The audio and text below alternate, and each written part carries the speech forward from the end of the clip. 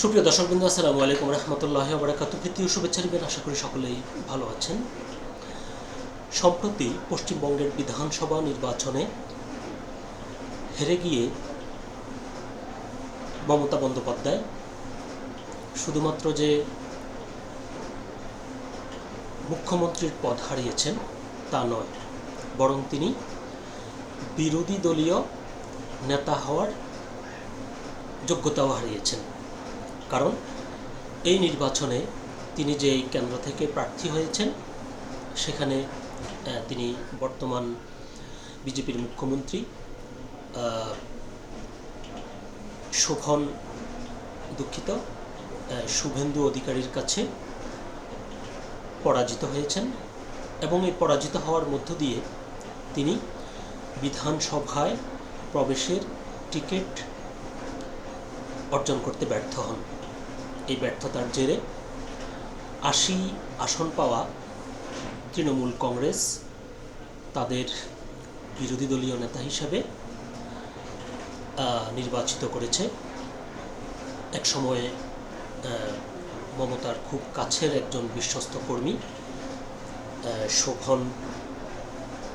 শোভনদেব চট্টোপাধ্যায়কে। তো এ নিয়ে দৈনিক যুগান্তর পত্রিকায় একটি প্রতিবেদন প্রকাশিত হয়েছে। চলুন দেখি সেখানে বিস্তারিত কী লিখেছে।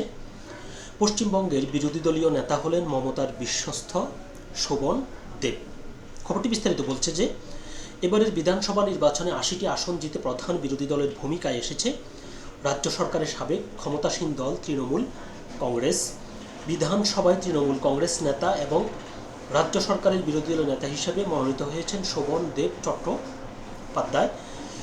শোভনদেব চট্টোপাধ্যায় তৃণমূল কংগ্রেসের সভানেত্রী মমতা বন্দ্যোপাধ্যায়ের সবচেয়ে বিশ্বস্ত ও আস্থাভাজন কর্মী হিসেবে পরিচিত। এবারের বিধানসভায় মমতা বন্দ্যোপাধ্যায় তার নিজ কেন্দ্র ভবানীপুরে পশ্চিমবঙ্গের বর্তমান মুখ্যমন্ত্রী শুভেন্দু অধিকারীর কাছে পরাজিত হওয়ায় এবার আর বিধানসভায় প্রবেশের টিকিট পাননি। অন্যদিকে শোভনদেব চট্টোপাধ্যায় তার নিজ কেন্দ্র বালিগঞ্জে প্রতিদ্বন্দ্বী বিজেপির প্রার্থী শতরূপা চট্টোপাধ্যায়কে ৬১,৪৭৬ ভোটে পরাজিত করে জয় নিশ্চিত করেছেন। এই জয়ের মাধ্যমে টানা ১০ বার বিধানসভা নির্বাচনে জয়ের রেকর্ডও করেছেন তিনি। পশ্চিমবঙ্গ বিধানসভা নির্বাচনে শোভনদেবের আগে কোনো প্রার্থী টানা এতবার বিজয়ী হতে পারেননি। চিন্তা করে দেখেছেন যে তিনি ১০ বার বিজয়ী হয়েছেন। একজন রাজনৈতিক নেতার জীবনে এটি বলতে গেলে এক বিরল অর্জন, সেটি তিনি অর্জন করেছেন। বোঝাই যাচ্ছে যে তিনি কতটা প্রভাবশালী। ১৯৪৪ সালে জন্ম নেওয়া শোভনদেব চট্টোপাধ্যায় যৌবনী মুষ্টিযুদ্ধ বক্সিং অনুশীলন করতেন। রাজনীতির হাতেখড়ি হয়েছিল কংগ্রেসের মাধ্যমে। তার আগে তৎকালীন কলকাতা পৌরসভায় চাকরি করতেন তিনি। কংগ্রেসের প্রার্থী হিসেবে ১৯৯১ এবং ১৯৯৬ সালের নির্বাচনে পশ্চিমবঙ্গের দক্ষিণ ২৪ পরগনা জেলার বারুইপুর থেকে নির্বাচন করেন তিনি। কিন্তু কলকাতা কংগ্রেসের জ্যেষ্ঠ নেতা সুব্রত মুখোপাধ্যায়ের সঙ্গে মতান্তরের জেরে দলটির সঙ্গে সম্পর্ক ত্যাগ করেন। তৃণমূল কংগ্রেস গঠিত হয় ১৯৯৮ সালে। তৃণমূলের প্রতিষ্ঠাকাল থেকে দলটির সঙ্গে আছেন শোভনদেব। তৃণমূলের কেন্দ্রীয় নির্বাহী সদস্যের পাশাপাশি তিনি নিয়মিত শ্রমিক সংগঠনগুলোর সঙ্গে যোগাযোগ রেখে চলেন এবং বর্তমানে কলকাতা অটোরিকশা চালক ইউনিয়নের প্রেসিডেন্ট তিনি। তৃণমূল কংগ্রেসের শ্রমিক সংগঠন INTTUC তার নিজ হাতে গড়া। মমতা বন্দ্যোপাধ্যায়ের প্রতি তার বিশ্বস্ততার সবচেয়ে উজ্জ্বল নজির দেখা গেছে ২০২১ সালের বিধানসভা নির্বাচনে। সেবার কলকাতার ভবানীপুর আসন থেকে প্রার্থী হয়েছিলেন শোভনদেব, জয়ী হয়েছিলেন। কিন্তু তারপরও তৃণমূল সভানেত্রীর আহ্বানে সাড়া দিয়ে সেই আসনটি মমতা বন্দ্যোপাধ্যায়কে ছেড়ে দিয়েছিলেন তিনি। পরে খড়দহ আসনের উপনির্বাচনে জয়ী হয়ে ফের বিধানসভায় ফিরে আসেন শোভনদেব।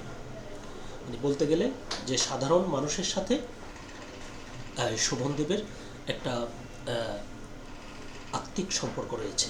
না হলে তিনি এই যে বলা হচ্ছে যে তিনি একটি নির্বাচনে জয়ী হওয়ার পরেও তিনি মমতা বন্দ্যোপাধ্যায়কে তার নিজের আসন ছেড়ে দিয়েছেন। শুধু এটি নয়, এবং ছেড়ে দেওয়ার পর তিনি অন্য যে আসন থেকে নির্বাচন করেছেন সেখানেও তিনি বিজয়ী হয়েছেন এবং সবচেয়ে বেশি সংখ্যক বার অর্থাৎ ১০ বার তিনি বিজয়ী হওয়ার গৌরব অর্জন করেন। আমরা এই বরেণ্য রাজনীতিবিদের সুস্বাস্থ্য এবং দীর্ঘায়ু কামনা করছি। আশা করছি পশ্চিমবঙ্গের রাজনীতিতে তিনি যে বিরোধী দলীয় নেতা নির্বাচিত হয়েছেন, এর মধ্য দিয়ে বিরোধী দলের যে ভূমিকা, সরকারের গঠনমূলক সমালোচনা করে সরকারকে সঠিক পথে রাখার সেই কাজটি শোভন বন্দ্যোপাধ্যায় খুব ভালোভাবে করতে পারবেন এবং তার প্রতি তার নেত্রী মমতা বন্দ্যোপাধ্যায়ের যে বিশ্বাস এবং আস্থা, তিনি ঠিকভাবে তার প্রতিদান দিবেন। সকলে ভালো থাকবেন, সুস্থ থাকবেন।